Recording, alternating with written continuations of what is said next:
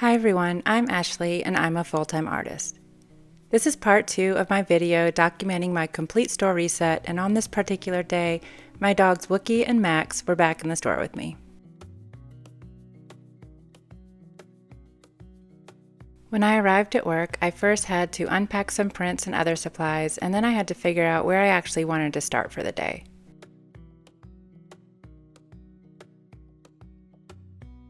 Before I got into finishing my overall store project, I had a bunch of prints from my dog series that I've been working on. Those needed to be packaged and priced, so I decided to finish that task first to get them out of the way. I also have a new sunset landscape print of the Smoky Mountains and one single cat print that will be explained in a future video.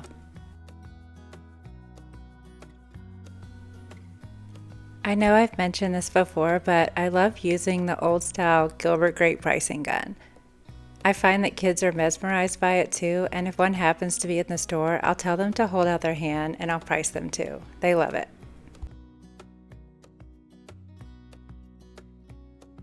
One of the things I wanted to accomplish in my store reset was to come up with a new way to display different themes of prints because I only have so much wall space.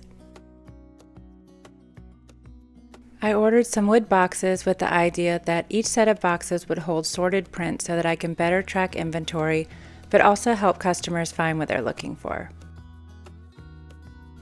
I typically use Canva for store graphics because it's so quick and easy to use, and it usually has a template that I can customize to save time.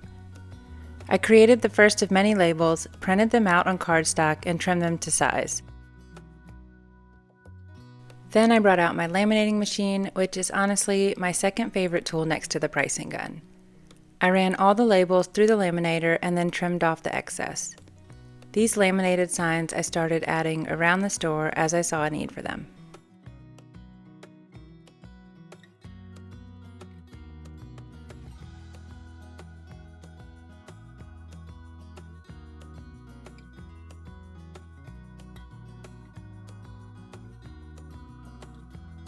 Next, I turned my attention for a while behind the large area that serves as my art studio and work area.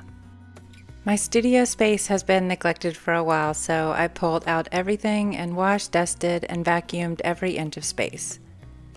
I store all of my paints by brand and then by color on various shelves, and they get all mixed up over time, so I began to go through every bin as well. I'm always listening to something while I work, and for the past week I've been deeply invested in Mad Men, for the third time around. It gets better every time I watch it, and each character is so complex. Pete Campbell and Sally are the two characters that really grew on me this time around. Because I know I'll get questions about paints, I use many different brands for many different styles of paintings. DecoArt's Americana line has been a staple for me for a long time because of the wide range of colors, and I use these for underpainting and for a lot of my folk art and ornament painting. These Lucas brand acrylics are one brand that I use a lot of as well. Lucas is a German brand, and I really love the consistency of the paint, and the squeeze bottle makes them very user-friendly. It's also a great price point for a good quality acrylic. I also use a lot of Golden Brand, Nova Color, Soho, and Liquitex. I recommend all of them, but for all different colors, finishes, and styles. It's amazing how colors can differ by brand.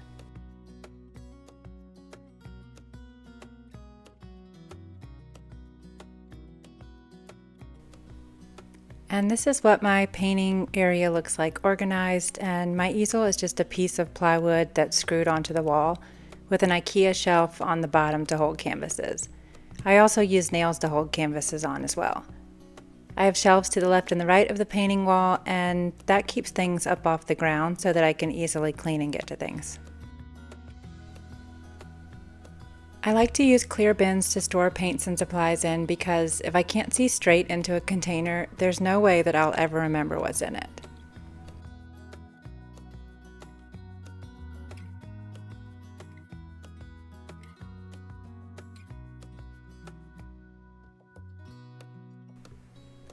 I went through every bin and pulled out all of the paint that was running low or almost empty, and made sure to make a note of what I needed so that I would reorder it as well. All of the paints that are almost empty, I like to put in a box, and I'll typically use those when I'm working on projects where I just need to get a color on the canvas, but I don't really have a plan yet.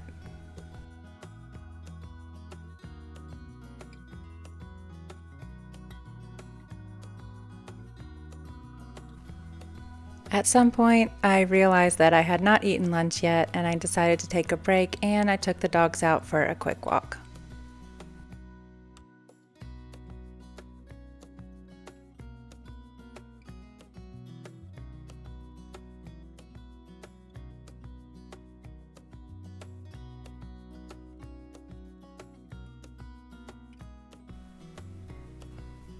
This is my favorite video of the day though, cleaning out underneath my large bar workspace, because look at how cute Max is. He can't see anything now, but he listens very intently to what I'm doing just in case it happens to involve snacks.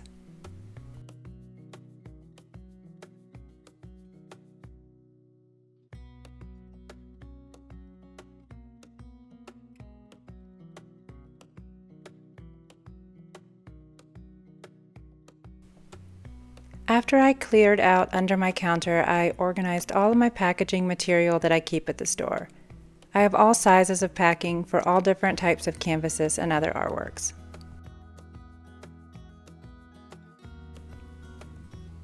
I was excited to finally start working on my box displays for my prints, and I cut up backing board to create my own dividers for the boxes, gluing a 2-inch piece of board to an 8x10 board for each one.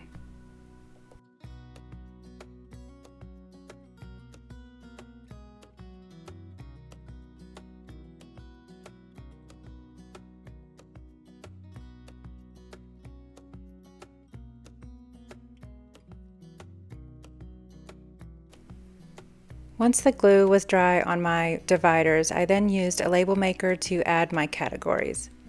It's not a perfect system, but I think it'll work for now, and the great part is it wasn't a huge investment for a trial run.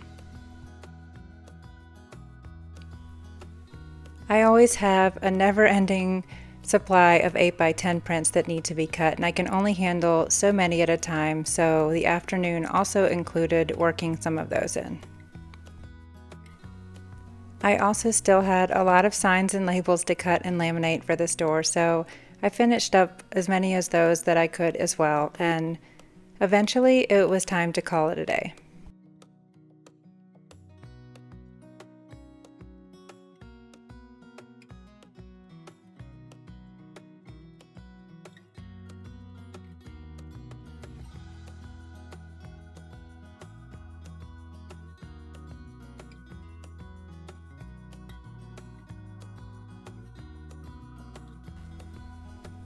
The next day I had all of my new labels and signs printed and finished, and I started putting those around where they needed to be in the store.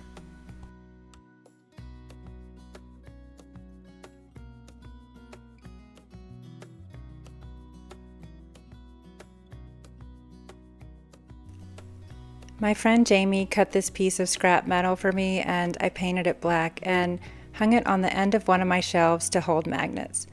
Some of these magnets I order using my own images, and others are hand painted.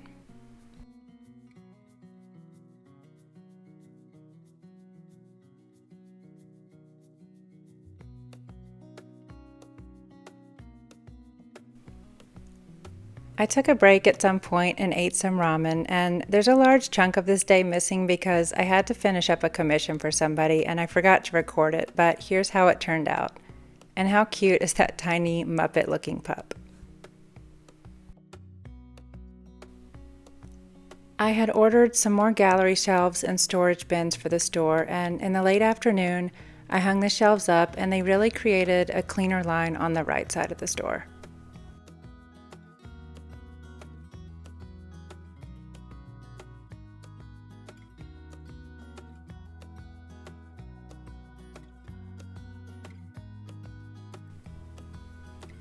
These bins were my last little storage improvement on the art studio side as well.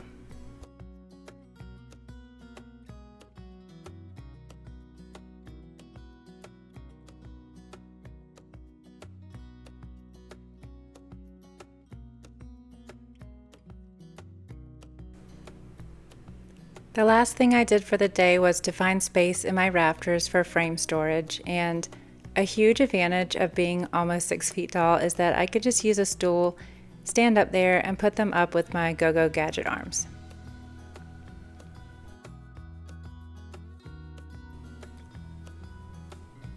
I made a lot of great progress on my store reset, and I'm excited to share the final tour in a video in 2 weeks. I love the feel and flow and organization of the store reset, and I've already had a lot of compliments from customers so far. Anyway, thanks for watching, and if you like this video, please like, comment, and subscribe to help support this channel. Thanks so much.